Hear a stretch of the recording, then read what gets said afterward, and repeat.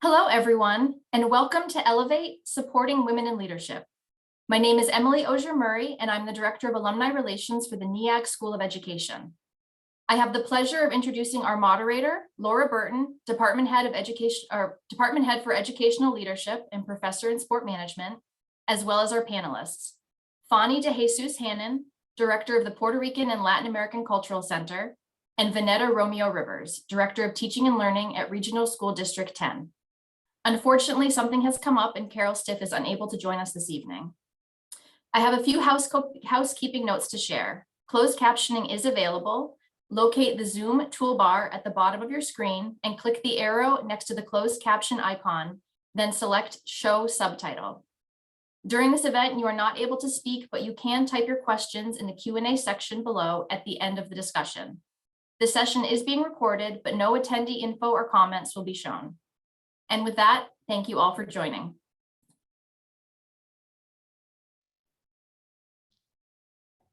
Thanks, Emily. Welcome, everyone.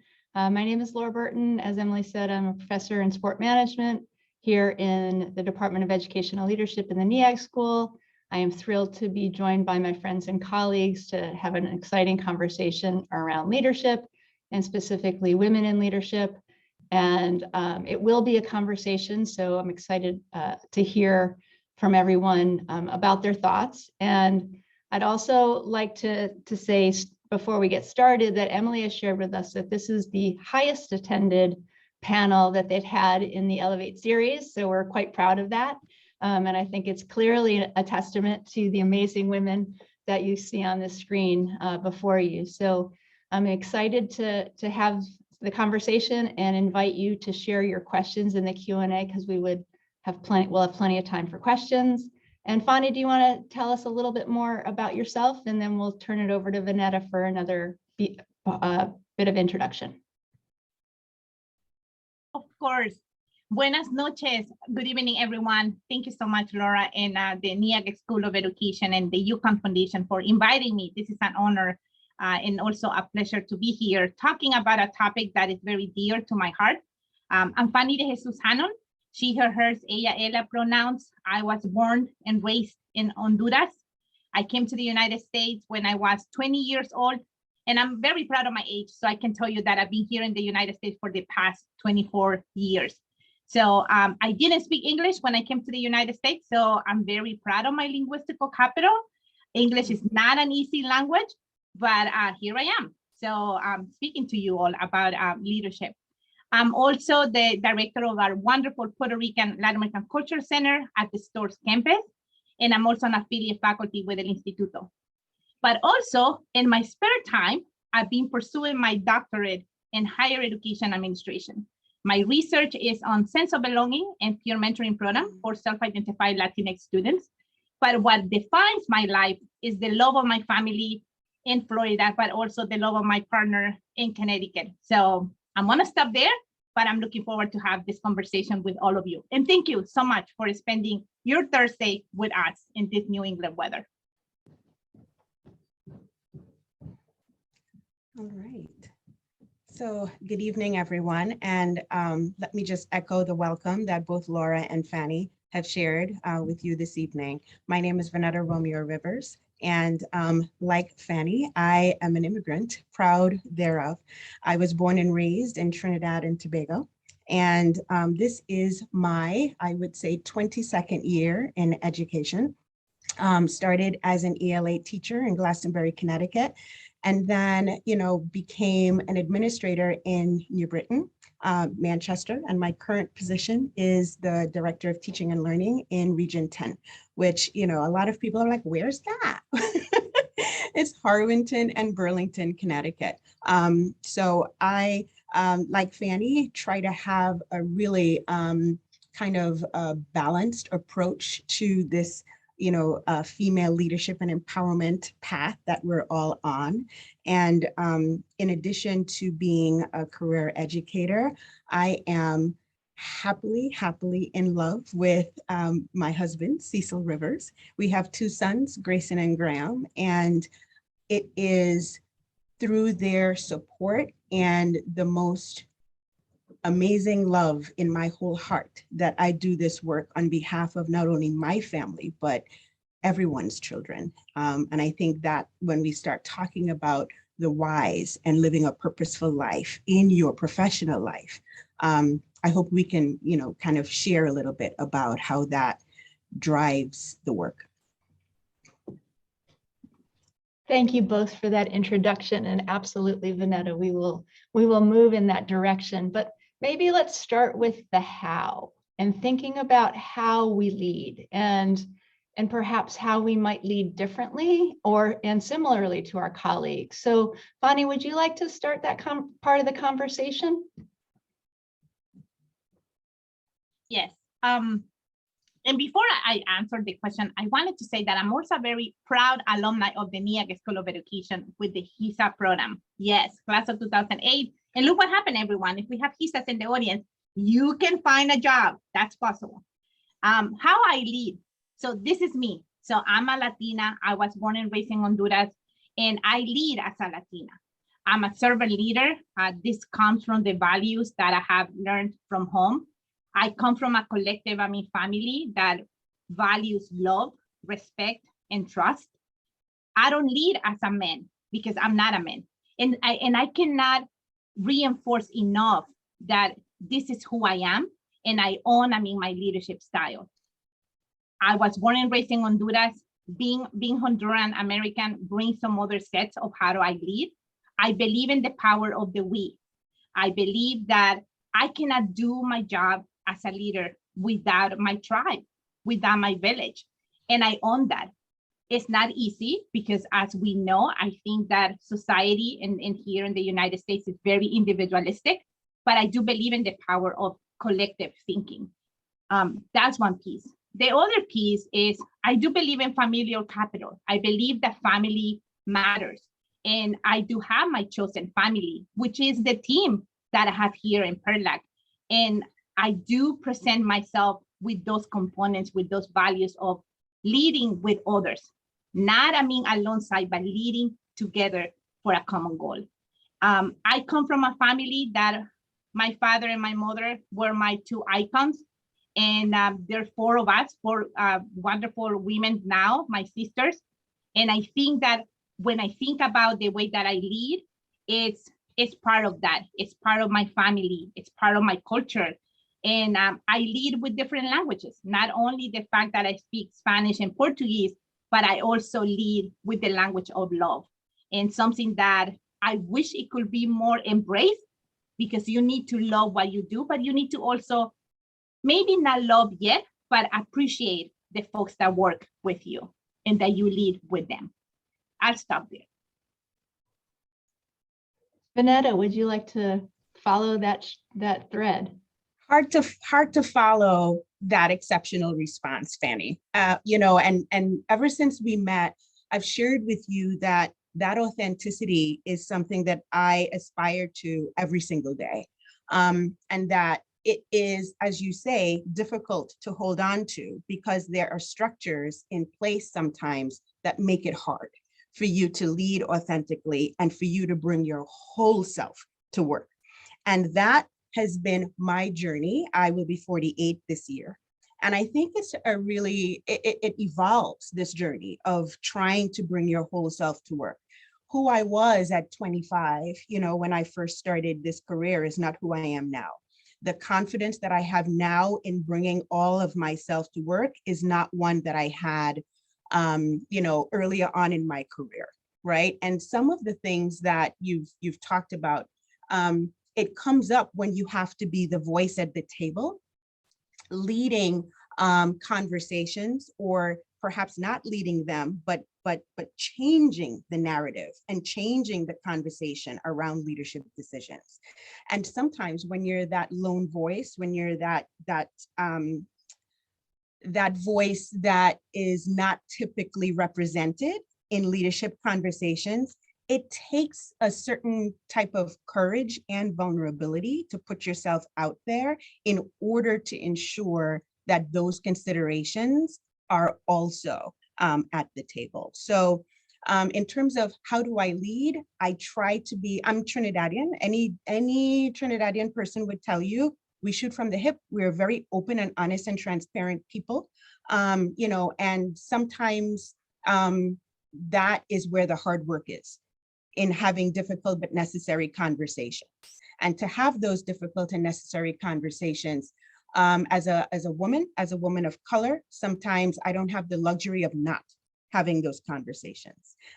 So when you are talking about what does leadership mean or look like for me, it is with trying to bring my whole self to work and encouraging and coaching others to do the same.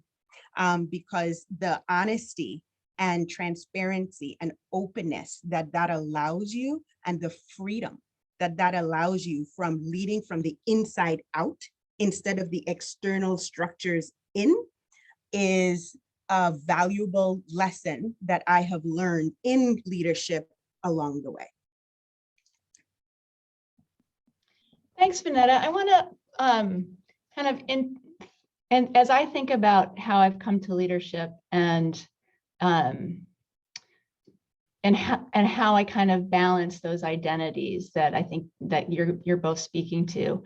One of the things about me in particular, and this may resonate with both of you or with folks that are listening, is the challenge of what folks will say you have to kind of manage your emotions, right? And I'm an emotional person, right? And I will cry and be upset, right? And I think as women, that carries a burden or a stereotype that's associated with it. And I wonder how you all kind of respond to folks who have said, perhaps you have to, and I think Vanetta, you said this, kind of manage your emotions. And that includes emotions that are really authentic to me, but may be perceived in a way that makes me look as less powerful, quote unquote, as a leader. I guess I'm just wondering your thoughts on those kinds of things. And I think then, Vanetta, you kind of spoke to some of the challenges with leading authentically and what authenticity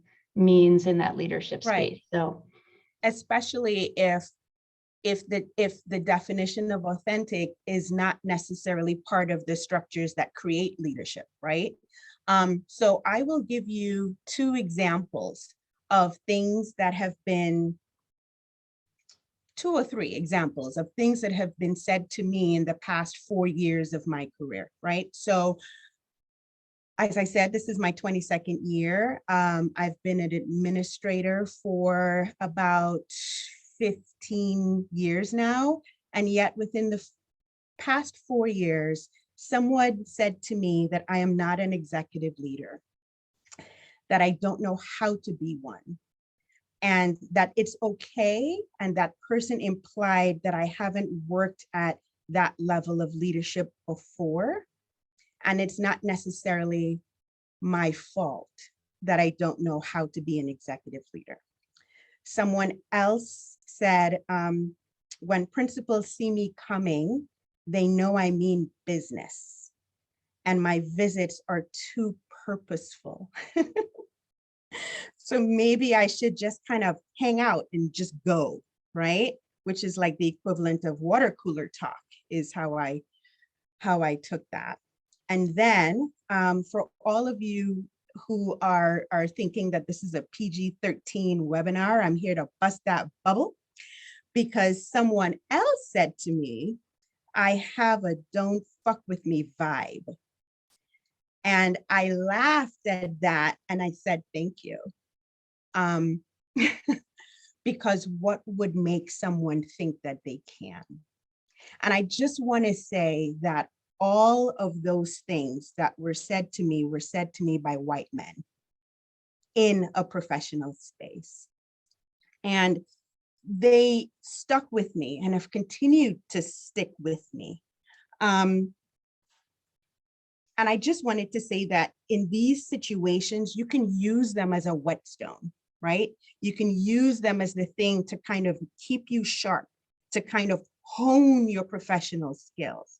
But here's where the learning comes from. Here's where Brene would be so proud of me when I say when you're too busy trying to fit yourself into what definition of leadership is based on who is looking from the outside in, and you're too busy using that kind of feedback, which was bleep, bleepity bleep, bleep, bleep. But when you're too busy using that as your whetstone, you kind of become too sharp and you kind of become full of these edges. And I really don't think that I ever thought about how much I would be giving up to use those things as the things that shape me. And you have to learn what to take and what to kind of leave. Because anybody who knows me and who truly knows me knows that I am an executive leader, and that you have to try your best to learn and grow and define. And sometimes that definition just psychologically can't be from spaces that have not allowed for grooming and growth and mentorship and coaching and sponsorship and all of the things that help create executive leadership. And thank God I didn't have to depend on those opinions of those people to know my value and my worth to my profession and the career that I've dreamed of since I was a little girl in Trinidad in my little uniform with my little, my little attendance booklet that I had just like the teacher, and my little chalkboard, and my trying to teach my little sister who refused to be appropriate in my classroom at home. Like, thank God I had things to anchor me, and it wasn't that. Fany, what do you think? Oh my goodness, Thank I'm you. thinking a lot of things. So as I was talking, to Vonetta, I feel that we are like, I know we just met, but I feel so connected, to her, because there's so many parallels that I can see in my career as well. So it's been 10 years since I have been the director of the center, and I'll never forget the perceptions that folks, had in my case, not only from self-identified white, males and as well females, but also folks, from my own community, from the Latinx community. And I'll share, two. One is that I was very young. That's what they were saying. She's too young for the role of a director. A director role requires a lot of responsibility. And they were very vocal that they didn't think that I could do this role. 10 years later, here we are, everybody. Let me check the time. Yes, okay, yes, I made it. So that was one piece. I think that age plays a huge role, but also the fact that I was, and I am, very nice, and I am very emotional, and I embrace my vulnerability. And when it's time for me to cry, I will cry. And folks in the audience who know me, they will probably are shaking their heads and said, yes, that's Fany. We know that she will be crying. We know that because I care. So I remembered in my first year, when I started this journey, thinking about, I do have two ways. Either I let them define me, or I define myself.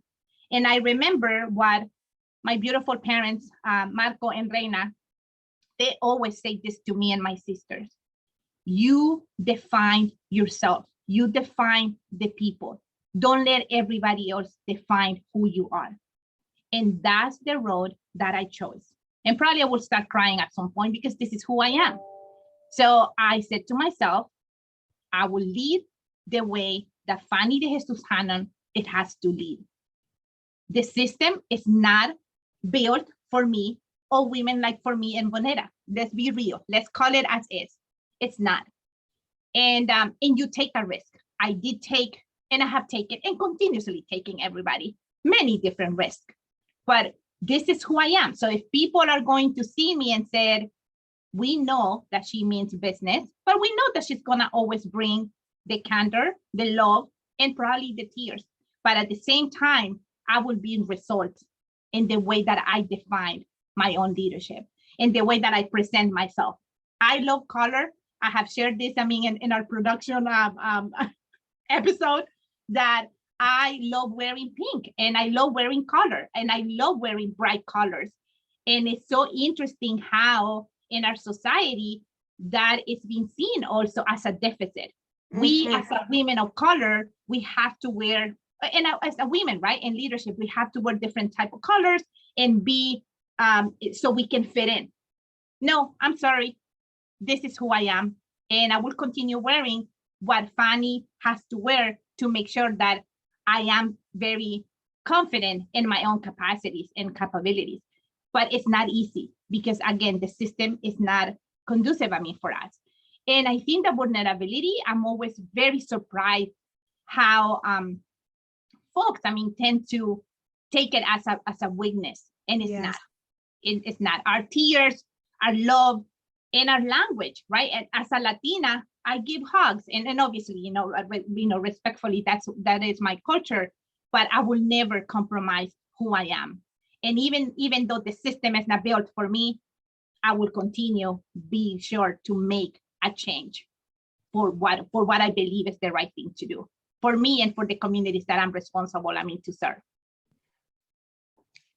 Fany, I had like a little note here about that whole definition of leadership and what it's historically been and what it is not, and what we're constantly chafing against and just kind of chafing against and pushing.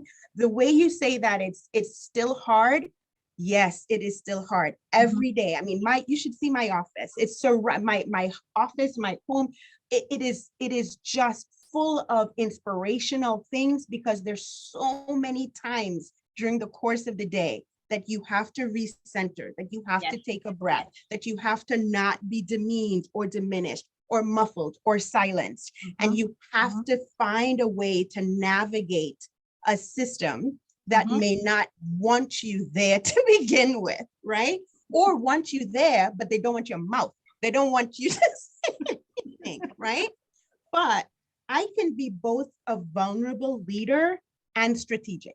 Yes. I can be both outcome driven and still write handwritten notes to folks, right? Yes. I can still be, brave enough and courageous enough to have hard and difficult but necessary conversations, but I can still dress to the nines while I do that, right?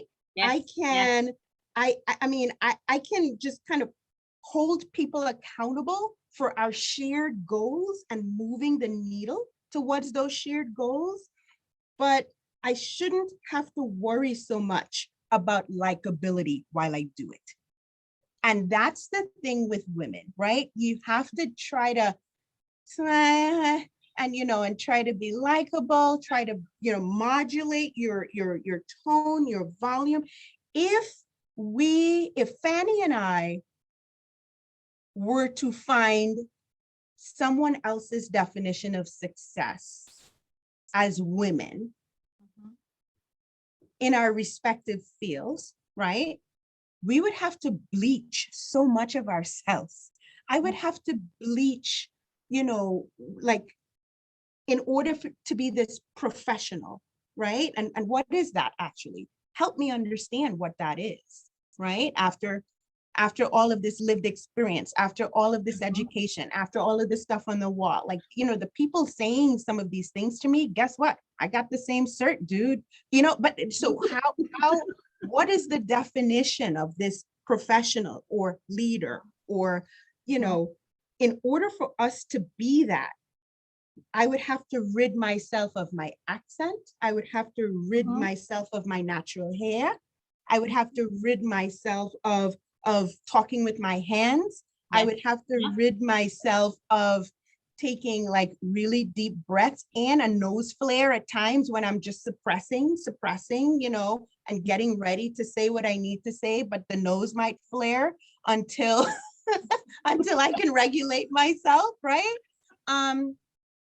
But I think all of those things are important to know, that there's all of this inner dialogue and monologue going on in my head. And it's part of that extra tax sometimes, because you're so busy trying not to be perceived as fill in the blank, the spicy Latina, the angry Black woman, all of the tropes that you're trying to kind of tippy-toe around, when in essence, you just want to say, what the bleep did you just say? How is this possible in the 21st century? Where am I? What universe is this?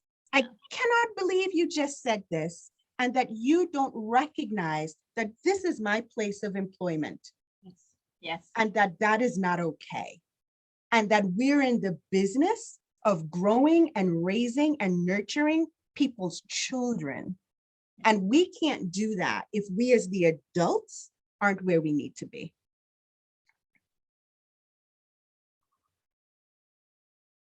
Fany, do you want to add anything to that? Well said, Vanetta. Well said. Well said. So she said it all. Yeah. So much of what you're both speaking to, and we're going off script, but I know that y'all are going to be good with that. It's thinking about those labors, right? Because that's, that is labor. That's extra. That extra dialogue is, one part of these other labors that women are carrying when they're leading. And I think it's important we're naming those things. And I wonder how you all think about the importance of naming these. And we hear a whole bunch of things about this invisible labor that women have. And I guess I want to unpack that a little bit more, right? And Vanetta, I think you've opened the door to, this is what invisible labor is and what it feels like. And Fany, do you want to kind of take up that thread a little bit about how you understand this extra labor that comes in when you have to be in spaces that are white male spaces or structured for white men to be in leadership roles, and what that labor is like, and again, the importance of naming it so we can take it down, right? Because that's really where we want to move with this. It's not that you have to fix it or Vanetta has to fix it or I have to fix it. There are other folks that need to be taking this down. I think there was a question in there. I'm not sure. No, I think that it gets, so let me as I keep thinking about the invisible labor that I do and that we all do as women. It's it's very exhausting, because in the work that I do for our Latinx students on the STORS campus, they are my priority. And I think that in my role, I serve not only our Latinx students, but also our Latinx faculty and staff and at the large community. Then I'm moving into these spaces where, for full transparency, I am the only Latina in meetings where it will be male dominated, whether they're self-identified white males or males of color, and really thinking about, okay, so at the beginning of my career, I would always think, like Vonetta was saying, like recording my script. What am I going to say? Are they going to understand what I'm saying, right? Because there are some perceptions out there for folks that, in my case, I'm very proud of the languages that I speak. And I know I have an accent, but my accent is not a deficit. So then thinking about, let me make sure that I'm clear enough, that I'm enunciating the words. And there was a moment that I said to myself, enough is enough. I will continue showing myself in the space, but it's very exhausting. And I have to tell you, sometimes it's just really, I push, and especially when I'm in environments where I'm the only woman there, and that I have to either raise my hand or say something and get my voice in there. Because if I don't do that, very rarely, I want to give some grace, because by all means, they are colleagues, male colleagues, who will open up that door and say, we haven't heard from Fany, or Fany, can you chime in? But it's very rarely. And I think that the other piece is the invisible labor. It's when I've been doing this work for the longest time. And then yet, self-identified, and I'm going to give an example, a self-identified Latino male comes into place, a professor or staff, and very easily gets the things that they're being asking for. So, and I wonder, and I will say this, I had a few years back imposter syndrome, thinking, what am I missing? Why am I not getting what our center needs? And then I realized that it's because, I will be pushing the agenda, and I will be the prickle woman that some people, give us that label. And I realized that, again, I'm not going to compromise myself and by all means, I don't want to make a fallacy that our Latino leaders who are males will be doing something, inappropriately. That's not what I'm trying to say. But I think that it's so interesting for me to see that invisible labor that I've been doing, not yet being recognized for it. And also, it's so interesting as well when it comes to salary equity, and see where, and this is, the data that I like to dig in, where the Latinas are getting paid, specifically at the STORES campus, in comparison to our Latino counterparts, which is that's another conversation in itself. But I'll stop there. Vanetta, would you like to pull on that thread a little bit? Just a tiny bit, because Fany, really covered the psychological burden of it. I think when we talk about the invisible labor, it's become like a catchy term, for folks to use. But invisible labor is still labor. It's invisible because it's psychological, it's emotional. And for that labor to be there daily in your workspace, to kind of really need to not censure yourself, right?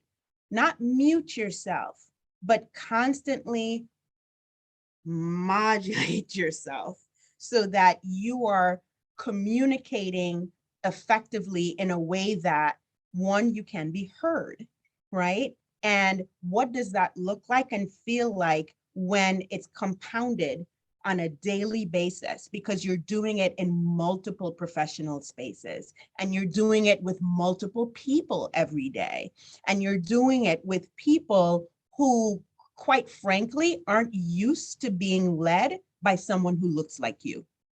So it's all nice, right? It's great. It's great when everybody has to sign up for the potluck. It's great when it's stuff that doesn't matter. It's fantastic when I come clicking down the hallway, right, in my 4-inch heels, even when I was 9 months pregnant, in my 4-inch heels. I was not playing, right?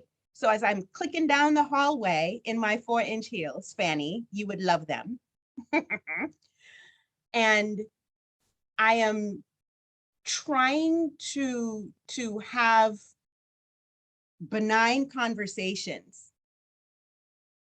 That's great. But when I'm having tougher conversations about outcomes, about data, about students, about how are we supporting building cultures? How are we supporting teachers? How are we, how are we leading this work together? I thought these were shared goals. I don't understand how come, the last time we talked about this was 4 months ago, and it's right there where we left it 4 months ago, right? So let's talk about how we're moving the needle on behalf of children.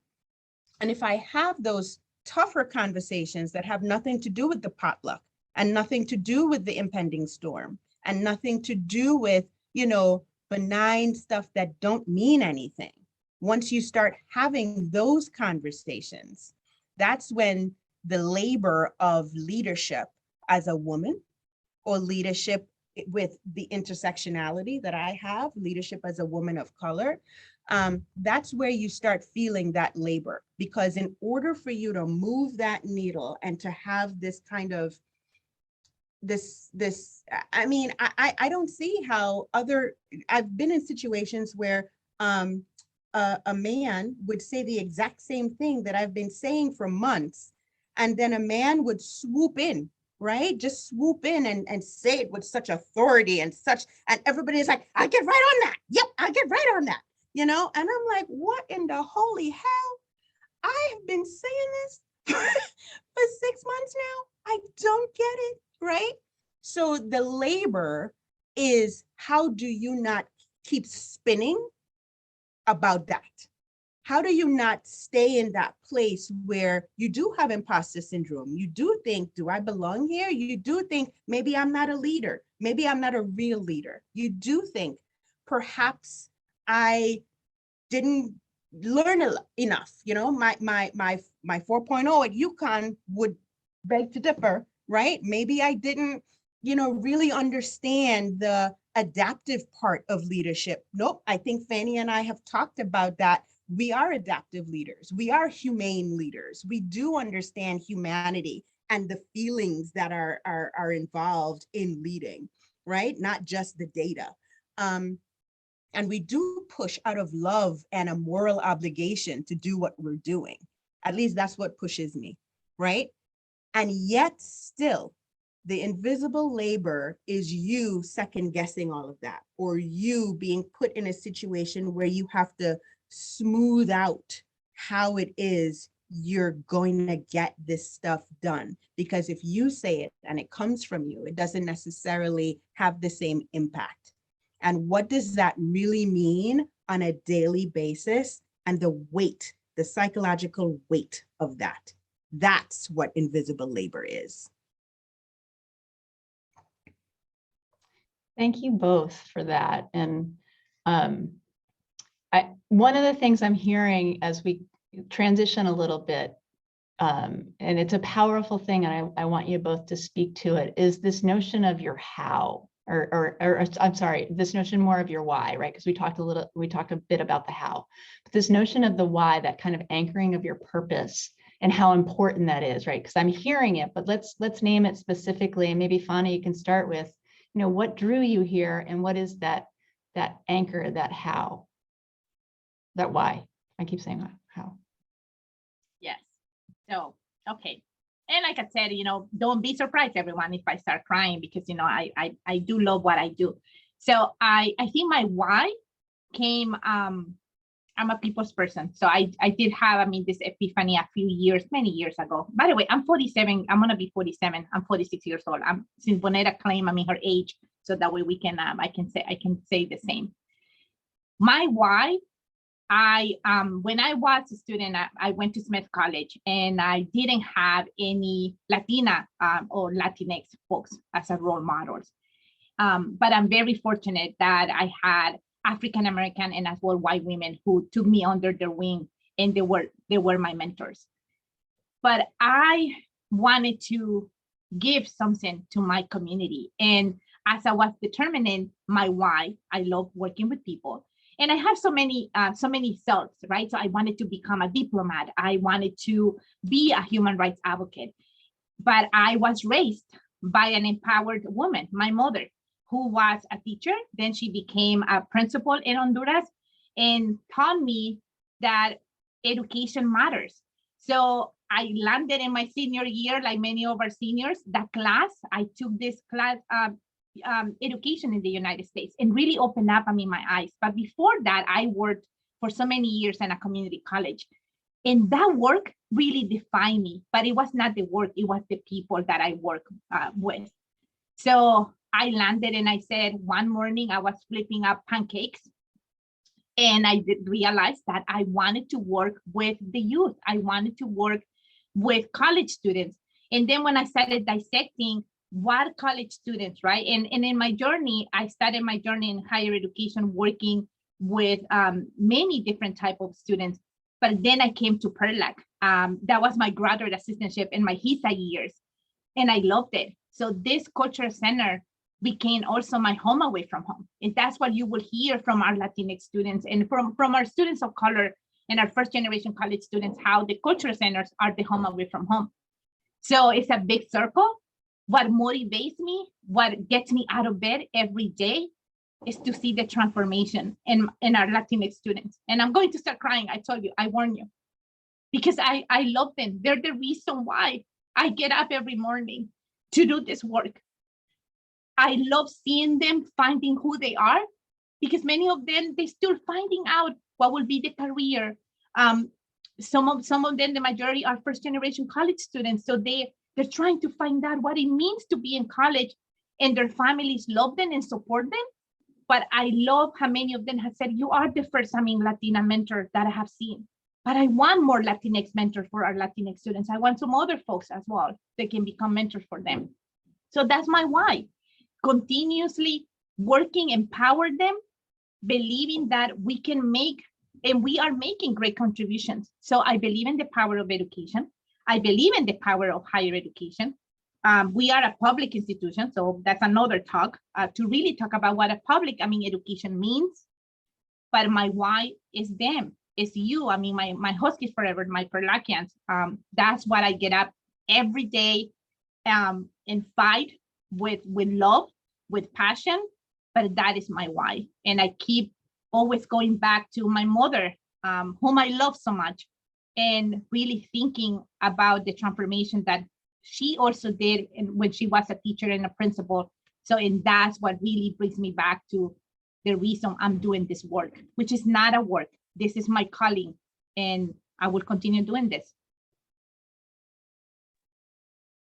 Thank you, Fany. And I feel like I should note that I must be the old lady in the room because I'm 51. No, you're not old. You're wonderful. Not at all.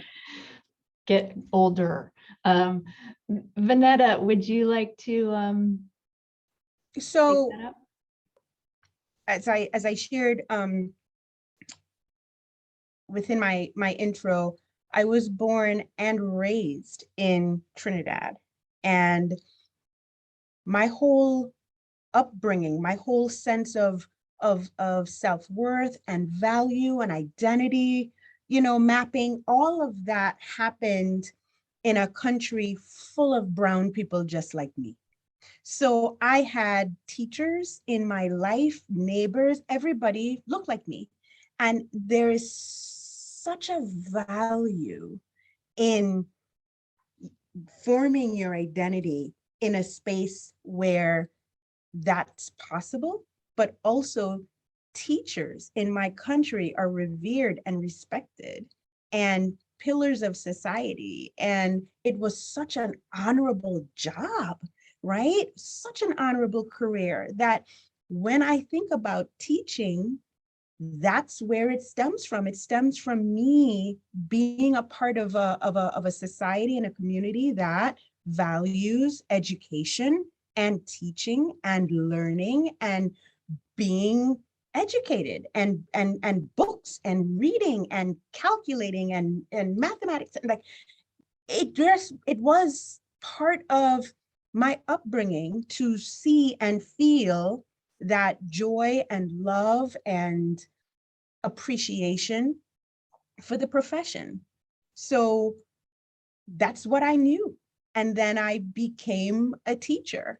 And then we emigrated here when I was 16, and we emigrated to New York City. And in the heart of Brooklyn, I did my junior and my senior year at Boys and Girls High School in Brooklyn. And I met so many people from so many different countries, Caribbean countries there, like the landscape of people there. And it was just home, right? But when I started teaching, there weren't a lot of Black teachers. They just, even today, there's not enough. And I value the nurturing part. Like I've always, I don't know, when you ask about what's your leadership style, and it's the authenticity and bringing your full self to work, but I love educating. I love kids. I love seeing the shift, the growing. I love earning their trust. I love seeing them bloom and blossom and evolve, you know, as they grow, not only academically, but as they find out and figure out who they are. I think there's something about that you just can't match that in some other professions. And I was drawn to this, and I continue to love it. And I have to say, I have and you know, we can get to that later, but who are your people, right? Who are your people? I want to shout out some of my people who have allowed that love and yearning to do good in your profession to continue despite all that education has gone through, particularly through COVID, who have really, we've sustained each other and we've reminded each other of why we're doing this work and for whom we are doing this work. And I think when you remember for whom are you doing this work, that's how you push through the psychological weight of the invisible labor. That's how you push through the self-doubt and the imposter syndrome. That's how you push through, you know, do I want to do this anymore? Or should I call the teacher retirement, you know, board and find out how soon can I cash in this retirement? Like, you know, so that's how you push through those things. And that's why I do it. And as I look at my own children who are now 14 and 11, and my older son only had his first Black teacher in the 8th grade. Could you imagine all his formative years, never once seeing somebody who looked like him in any kind of educational authority, right? With knowledge and support and nurturing and being able to do, I see you. Because as a family of color living in a predominantly white space in Connecticut, we've taught our children to do the I see you, like total strangers out in the street. And you see another brown person, you recognize and acknowledge and say, I see you, I recognize you, you're not invisible. Because so many times we are walking in professional and just going to the supermarket, right? Where you're invisible. We are made to feel invisible. And I want to make sure that no child that I am working with, regardless of identity, because there's so many identities that need to be seen and heard and not invisible. And that's why I do this. Thank you both so much for that.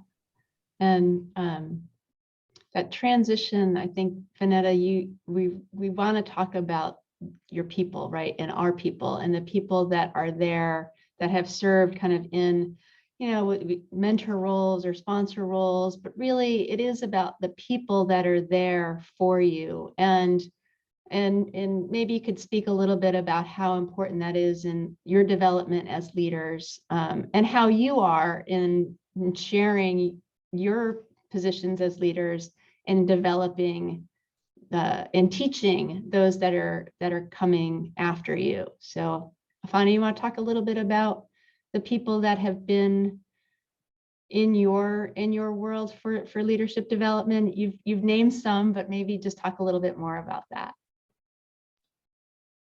Yes. So certainly, you know, I always go to my parents, you know, my first, like I said, Marco and Reina, I love them. So they are not only my parents, but also they're great mentors. And they're the ones as well, you know, to bring me back to earth, and pull me back together when I have faced difficult times. And so they're the first one. But I wanna certainly name, I mean, this other wonderful woman who really took me under her wing. I mean, and this is, you know, Maite Perez Franco, who was the former director of PERLAC when I was a graduate assistant. And she was my first self-identified Latina as a supervisor, and I had never had that experience before. So she was not only my supervisor, and we were the same age, but really she mentored me. She helped me to get, I mean, the skills that I needed and the knowledge as well. and very selfless, which I think is very important. Also, Dr. Kristen Wilson, who was our former associate vice president and as well for director of student activities. So she's somebody that to this day, if anything, I will continuously talking with her. And two of my wonderful professors from Smith College, and Sulasky, and as well Julio Alves. I love them to this day. We get together every spring break. I'll go and see them. I'll go and visit them.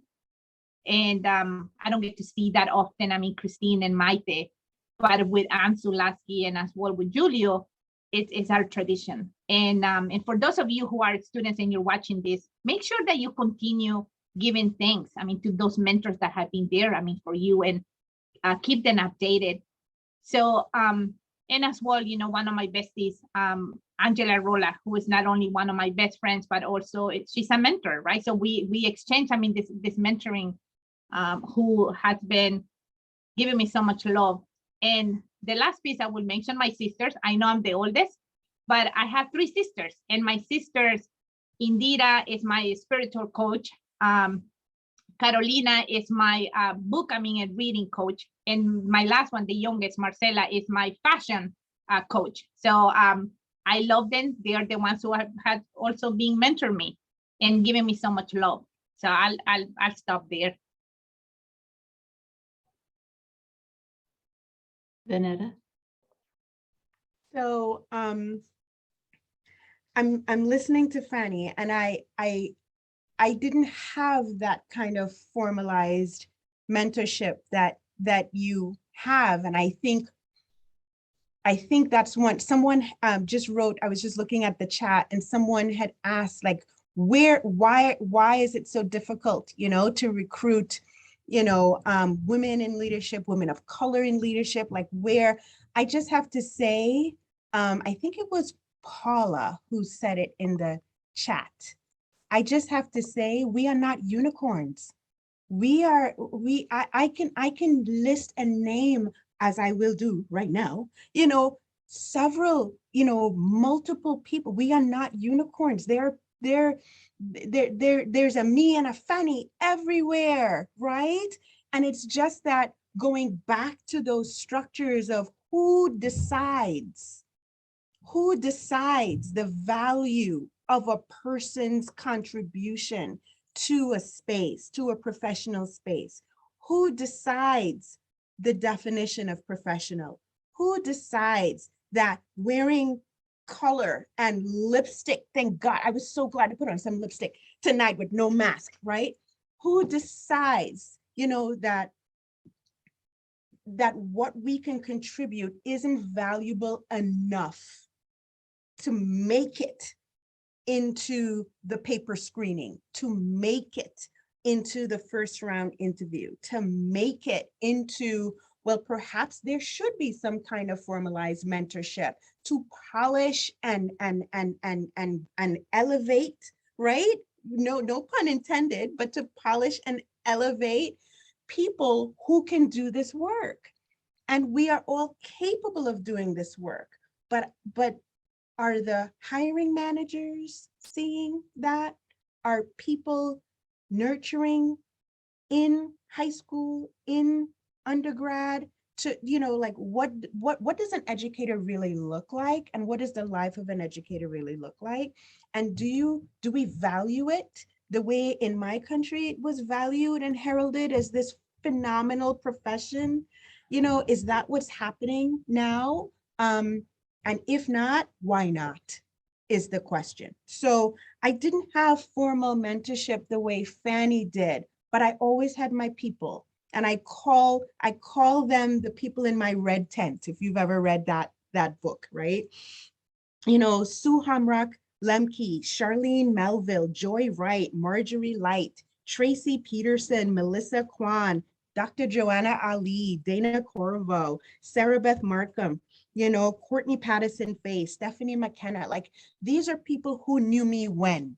So even if it's not even if it's not someone who had 5, 10, 15, 20 years on me in the profession, pulling me up, it was these people who were right alongside me, and we're all moving together and sharing that. So when you say reach back to your mentors, Fany, I would say never lose your the people in your tent, right? Because those are the people that you can be vulnerable with. Those are the people that you can ask questions of. Those are the people who you can say, I don't know this answer, but I'm burning to learn, right? And you can learn from each other, from the people in your tent. And they have nurtured me body and soul for the 22 years that I've been in this profession, somewhere along the way, and have maintained a professional regard.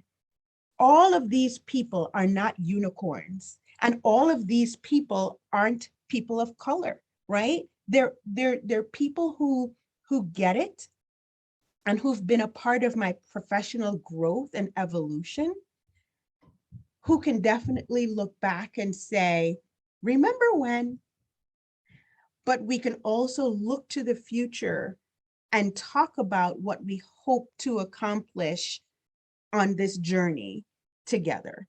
And it's important. It just is, and Joy and I, we go walking. We haven't in the 20-degree, 10-degree weather that we've had of late, but we typically walk, every Sunday. And in addition to her being my sister friend, she is a kick-ass professional who I have such high regard for on a professional landscape, that we can talk about things with each other that we may not necessarily have the space to talk about outside of ourselves in our respective places of employment, because the authenticity with which we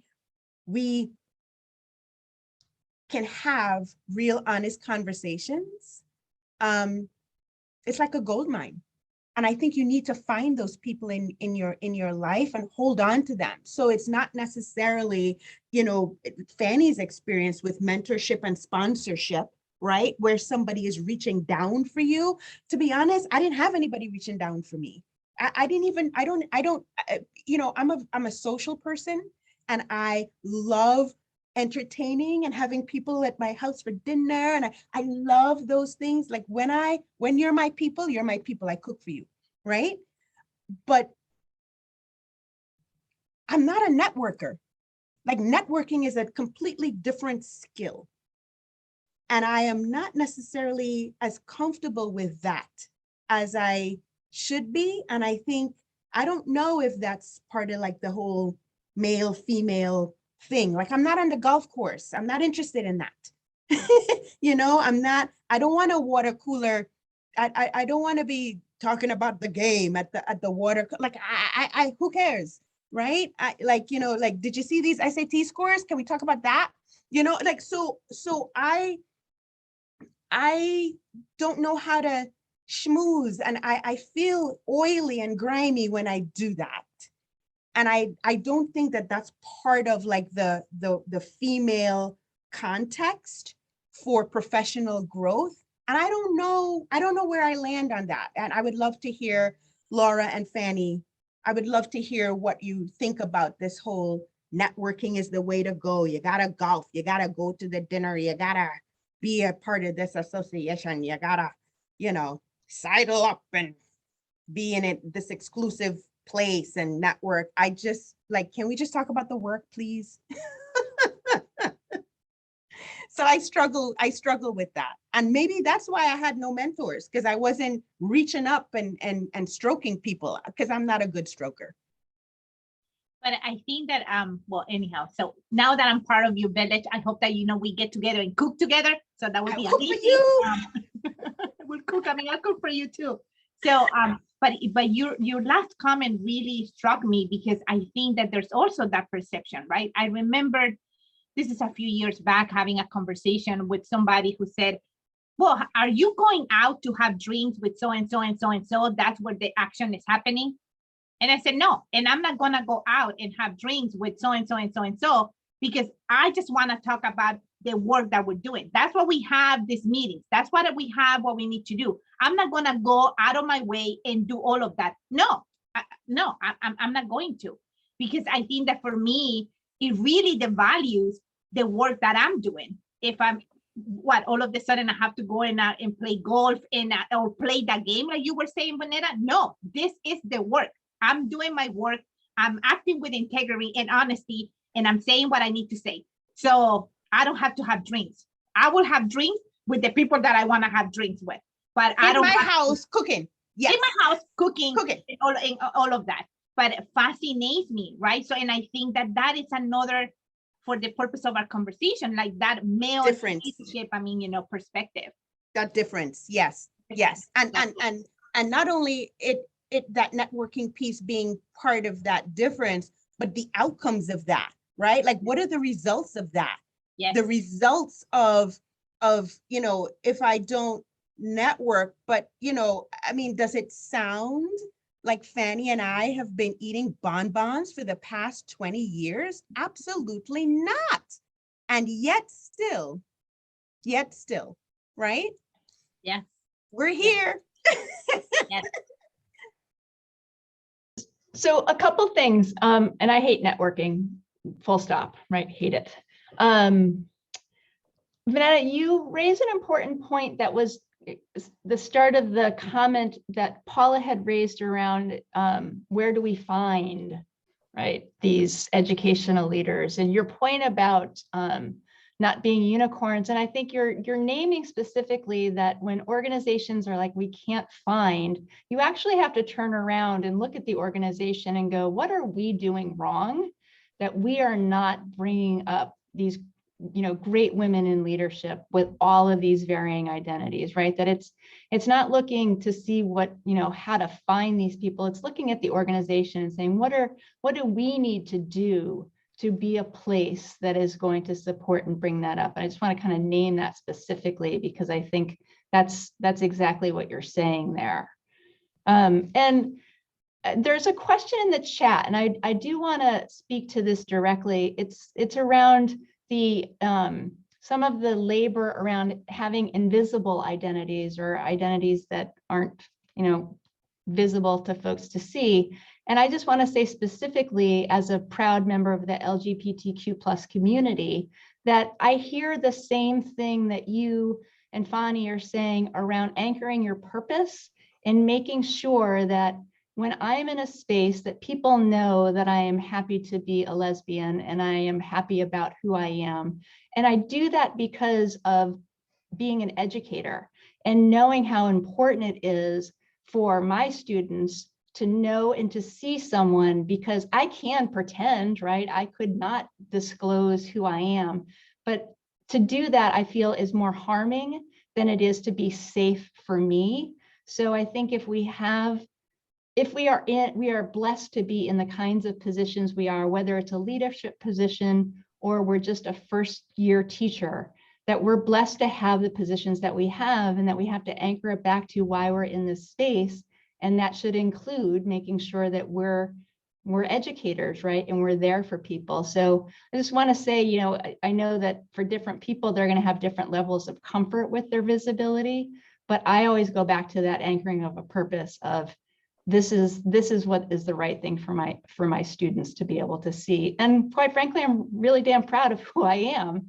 So to not say it, I think, makes it seem as though it can be shameful. So I hope that helps address the question that was posed in the Q&A. And I would invite folks, and I know that it's already after 7. So if there are any other questions, we didn't quite get through all of our bulleted list, but boy, we talked about a lot of amazing things. I guess maybe the last that we can end with is, because we are now in positional leadership, and I want to kind of name that because we can all lead without having titles of leader, but if we're in positional leadership, how, Fany, maybe do you stay kind of aware of who is also kind of at the table in those positions, and kind of stay mindful to that, whose voices are there and whose perhaps aren't, and how you can make sure that you're elevating voices that aren't there.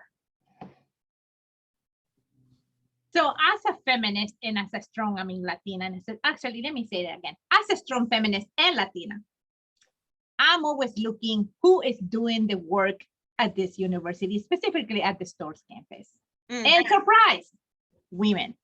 White women and women of color are the ones pushing the agenda, doing the work, and not being recognized. So I'm always, bringing that up to the administration to make sure that we are being recognized by the work that we're doing. You will never believe how many task forces I am part of. And sometimes I said to myself, if I'm not there, then who? Right. But I think that teaming up, building coalition among other women. And I'll give you an example with Kathleen Horgeson, the director of the Women's Center. It was clear to me that we needed to bring our white women and women of color together in a way to build coalition. So with the Women of Color Collective at the Stores campus, we started, building this relationship and really talking about this intersectionality between gender and race and sexuality, and how can we make sure that our voice is being heard. So make room for other women and bring those, forward. My dream is that we can, at some point, we can talk about salary equity, because I think that it's a major issue in there. But I will keep, paying attention and lift, the voices of women. So, Laura, I this kind of positional leadership that you're talking about, I have belonged to like a regional director and assistant superintendent group that meets like every 2 weeks since, I don't know, for the past maybe year and a half. And I really find it to be such a valuable opportunity. To be honest with you, there are men on that, so it's not just about women in leadership, but I have found that to be such an amazing, consistent support of how I use my position to further issues of equity, access, diversity and inclusion. Reaching out and saying, because like Fany, I am the only Black person in my region, in my district. So making sure that what we are doing is meaningful, but also shared best practice, and that I don't feel isolated in my efforts around that work, because I am the only, Black person around, and that this isn't the work of people of color, it's the work of educators, making and creating space for diversity and inclusion and equity and access and opportunity. And so I have loved every 2 weeks meeting up and then saying, what's on your plate? What's on my plate? How is this a shared purpose beyond my zip code here? Because I think in Connecticut in particular, there is really and truly this kind of zip codey kind of every school district, every school board, so it kind of fractures us as a state, where you're not thinking that all children are your children, all Connecticut's children are your children. So, when I was in New Britain as a middle school principal, and Kelly Lyman at the time was the principal at Irving Roberts in Farmington, having real conversations with her as my colleague, that less than 2 miles away, the experiences of kids in New Britain was so vastly different than the experiences of kids less than 2 miles away at Irving Robbins. And then having those very real conversations openly and transparently, and then talking about how do you narrow How do you narrow those differences? And to be honest with you, that's just been my work. It's just been, you know, I started in Glastonbury, then went to New Britain, then went to Manchester. Now I'm in Region 10. No matter where I have gone, the work is about equity and access and opportunity and shrinking those gaps that exist. And I think having these professional learning communities of other regional area directors and assistant soups helps me feel as if we're in it together, getting that work done. Well, I want to be mindful of time, and I can't thank you both enough for sharing your love and for sharing your experiences and sharing your leadership. And thank you, thank you, thank you. And I'll pause for a moment if each of you have anything that you'd like to close with or things that we haven't addressed, but thank you so much for this. This was amazing and it flew by. I can't believe we're past an hour. So Fany, do you have anything you'd like to say before we say goodbye? I just want to say, everyone, I'm going to leave you with this. Do not let anyone define who you are. Define yourself. Be your authentic self. It's not going to be easy. Take care of yourself. Make sure that you also eat your apple one a day, but do not ever let others define who you are. And just to piggyback on that, I think finding and accepting, right? Because your balance.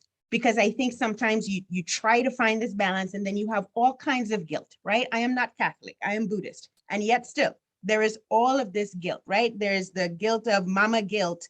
Like, Lord, like my son called me, you know, at work today and he was like, oh, it's Thursday. We don't have soccer. We don't have anything. I just want to hang out with you. I'm like, not until later, babe, because I have a webinar to do. And he was like, oh, okay. I just want to, I'm like, listen here, Sonny, right? But there's all of these guilt-ridden things that affect us and our efficacy and our capacity. So even if you try to find balance, I think the next step in that is accepting it, right? That balance is okay. Like you don't have to be the superhero with the cape. Hang the cape up every now and again to fill your bucket. I'm in a book club every single month. Thank God for Jillian Puzo and that book club for the past 2.5 years, because I am reading every single month a book that I would never have picked up by myself. And the conversations in these book clubs nurture me in a way that make sense. I have a massage every single month. Thank you very much. 90 minutes, not a second less. Every single month with Stella, standing appointment, right? And then I truly believe that self-care is revolutionary. Revolutionary.